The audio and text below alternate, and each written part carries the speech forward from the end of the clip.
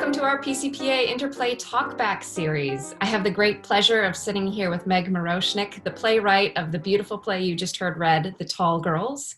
Meg is a playwright, a librettist, a screenwriter whose work features a heightened attention to language. Her work has been produced and developed by La Jolla Playhouse, O'Neill National Playwrights Conference, Center Theater Group, South Coast Rep, the McCarter Theater Center, Alliance Theater, Yale Rep, the Kennedy Center, LARP New Playwright Development Center, Chicago Opera Theater, the Moscow Playwrights and Directors Center, the Wilma Theater, and most recently, PCPA. Thank you, Meg, for joining us today. I'm wondering where you might be joining us from. Well, thank you, Emily. I'm so excited to be here. I am Zooming you from Los Angeles, so not that far away, but I am originally from Minnesota, which I think plays a kind of central role in The Tall Girls, being from the Midwest, and it's the place that I grew up and really fell in love with theater. Did you know that you wanted to be a writer? How did you find playwriting, or how did playwriting find you? Minneapolis must have more youth theaters per capita than in maybe almost any other city in the country. So it was an amazing place to kind of discover theater. And I definitely did not want to be a writer. I wanted to be an actor as the sort of most visible entryway into theater. It was only after actually there was a theater there, or is a theater there, youth performance company that held a slot in its season every year for a play that was written, directed, and acted in by people under the age of 21.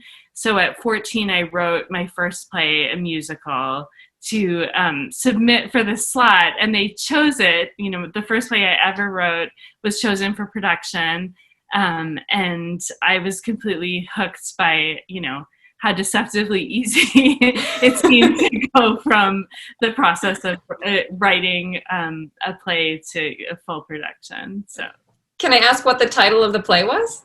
Yeah, it was called Granola, and it was a musical about a day in the life of a 9-year-old girl. So, yeah. Wow, that's amazing. So you started writing amazing roles for women at 14. Oh, yeah. And I started my research process at 14 too, because I remember interviewing my younger sister very extensively, because I thought I couldn't remember what it was to be 9. So I needed to get, a lot of kind of firsthand research about what she thought and felt. So. Has your writing process changed since you were 14? What's your writing process like now? No, I think it's exactly the same. That's why I mention it, because, it always begins with a lot of research. And The Tall Girls was certainly no exception. I really dove into research about the period and about girls basketball and high school girls sports in general. But I find even when I'm writing something that took place, during a time in which I was alive and maybe is based on some life experiences that I've had, I still end up doing a lot of research. So I do so much research, beyond the point that I could remember it all. And then I think by the time I can actually forget it, then I can start writing, because I've sort of internalized it enough that, details will start to come out that I almost don't even remember reading. So what inspired you to do the research and write The Tall Girls? Yeah, so I began with kind of a personal family mystery. I brought a picture of it, if that's okay. Yes. So I included it in the beginning of the Tall Girls, but it's a picture of my grandfather in 1934. And he would have just left seminary at this point. He quit the seminary and decided not to become a priest, and went to teach high school on the Minnesota-North Dakota border. And he became the coach for the girls basketball team at the high school that he was teaching. And apparently this team was undefeated for 2 seasons. So this was sort of this period in his life that was a huge mystery to me. And then I wrote the play while I was in grad school with Paula Vogel, who gave me a bake-off assignment. And a bake-off is when it's something that Paula does often in her teaching, where she gives some ingredients and tells you to go away and write a play in 48 hours. So the ingredients that she gave me were Don Juan and Title IX sports. And so I knew, like, those two things coming together, I knew I had to write this story that was very loosely inspired by this time in my grandfather's life. And then it kind of dovetailed into this like larger historical mystery for me, because I had known about the period before Title IX, where there were no competitive high school girls sports. You workshopped it some more at the O'Neill Playwright Center, which is a really prestigious opportunity. Wondering how the play has changed from when you first sort of baked it at Yale through the O'Neill through its other productions. Well, when I start writing a play, I don't have an outline. I sort of maybe know where something is going generally, or I have a very kind of misty final image that I think I'm working toward, but I really don't know, huge plot details. Like the fact that Jean was pregnant was something that didn't come in to like what her secret wasn't sort of revealed to me as the writer until, maybe like 2 drafts in or something, so the way that it changed from those first pages, especially through the O'Neill, was very dramatic, because there were so many basic just plot devices that I was figuring out at that point. And then a big thing through development and even onto the play premiered at the Alliance Theater in Atlanta, and even through that first production, figuring out how the basketball should work was like a huge kind of variable. And so that's sort of something that we figured out in like the workshops and even on to that production. Like I ended up writing, there's a scene where, Jean has to make a certain number of free throws, and sort of based on whether she makes them or not, it's sort of the actors' lines will be different, and just sort of figuring out those contingency plans of like, okay, if the actor makes this basket, they say this, if they don't, they say this, and all of that was work that I had to continue to do once the actors were well, into staging and embodying the play. Can you talk about how this play resonates differently for you now than when you wrote it, or how it might resonate differently today than a few years ago, just a few years ago when it premiered? I think I have a very, now in this very moment answer to that, which is, I think a lot of the tragedy of the play to me was this idea that, for a moment, like these characters are able to inhabit like a communal space together. Like they're able to exist in a very public sphere, right, where they literally have an audience, and they're together as a team. And so there's this sense that as like young women, they're able to publicly take up space and to like live and support one another, for this very finite period of time. And then by the end of the play, I think, everyone kind of gets scuttled off to their isolated domestic spheres. And I think at least I have a sense that most of these people will never have like meaningful interactions with one another again. That taking up space is like no longer available to most of them, that they will be in their kind of private domestic spheres for the rest of their lives and isolated from one another.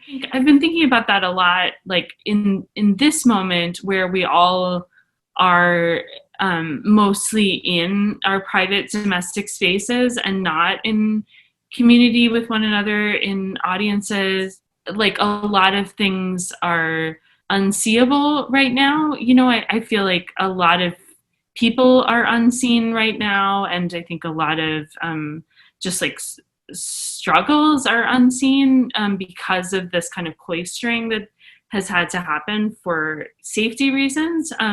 But I think, it just makes me think about what is lost, when we have to kind of like retreat to the absolute smallest version of our lives, because like the patriarchy in like the Tall Girls is so present, and we understand exactly the contours of like what's allowed and what's not, but it feels very dramatic in 2020 that I think, with a lot of exceptions, but that a lot of the shrinking is like maybe falling disproportionately on women in this moment, potentially.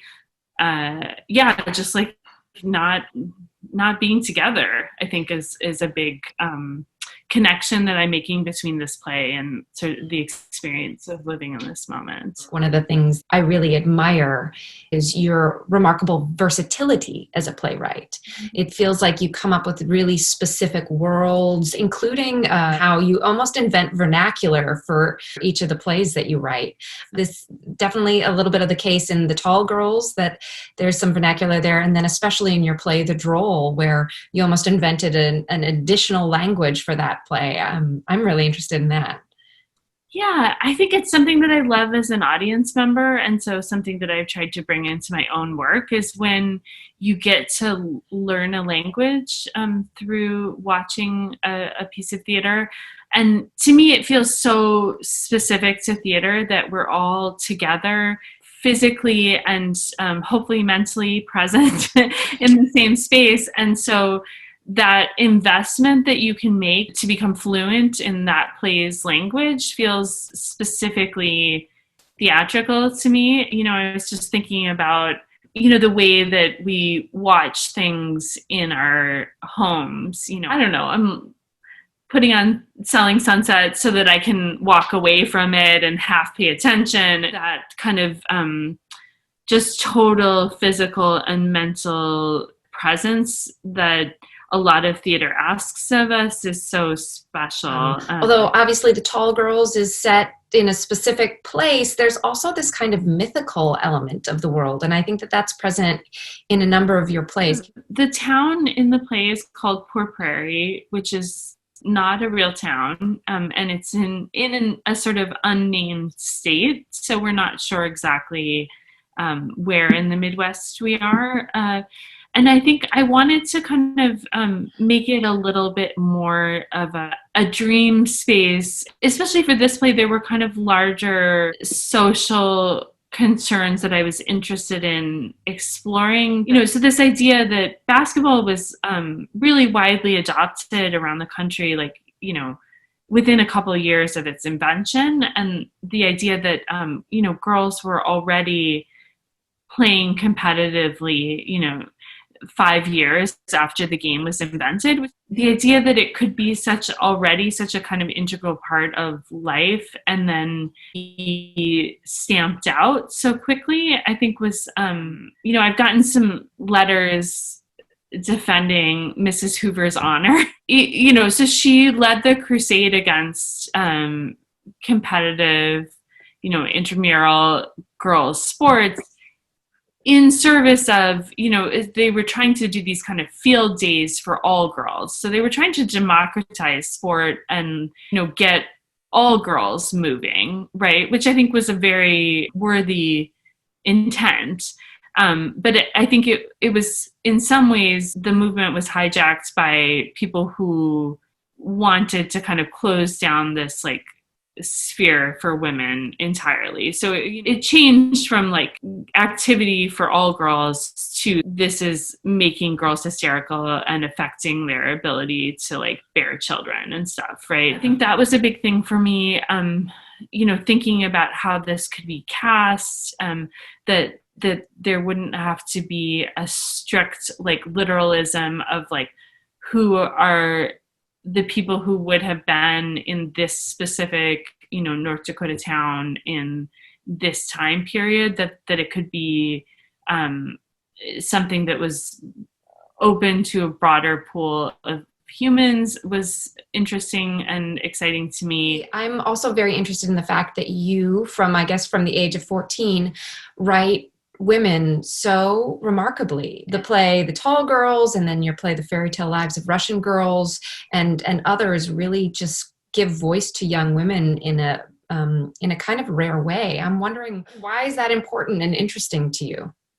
Well, I think it really probably does come from that impulse to want to be an actor as a teenager. And we'd sort of pour over like monologue books or, plays. And it felt like there was such a small pool to choose from that those things got kind of worn to death a little bit. So I think I was really shaped by feeling like the choices were like these three monologues or these kind of silent daughter roles or, occasionally a girlfriend or something, that there were these non-entity roles. And, as a white cis girl growing up, I can't, the extent to which that was true for me versus, other more marginalized people, I can't even begin to imagine. So I think that definitely shaped that impulse. And then especially writing roles for young women, I think I'm really interested always in the ways that anything that teen girls like is automatically denigrated by the culture, or that teen girls are taken are a punchline, right? It's funny that I mentioned interviewing my sister, because then from 14 on, I did start to keep very detailed journals with the intention that I would have to write characters that age. That's fabulous. So I was sort of like, I'm not going to make that mistake again. I remember being a full person, and I wanted to sort of be able to give that to other young actors, that these characters are full people with agency, even if their choices are limited, as is true in the Tall Girls and also the Fairy Tale Lives of Russian Girls. Well, thank you so much for all your incredible insight and for joining us and letting us read your beautiful play. Well, thank you to you and PCPA and the actors and your audiences. It's really so exciting to be able to see the play.